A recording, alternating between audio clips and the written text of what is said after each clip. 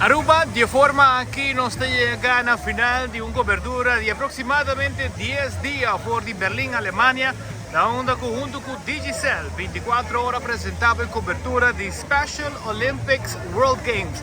La onda con Aruba en diferentes categorías hace un tremendo papel y seguro el nombre de Aruba a resonar.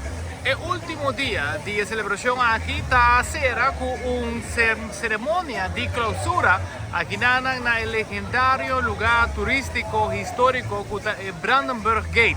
Lo vais en diferentes presentaciones, lo vais en diferentes discursos y naturalmente con Aruba net para atrás de mí ya acaba presente, nos tenemos un recap de qué pasa arriba a noche final.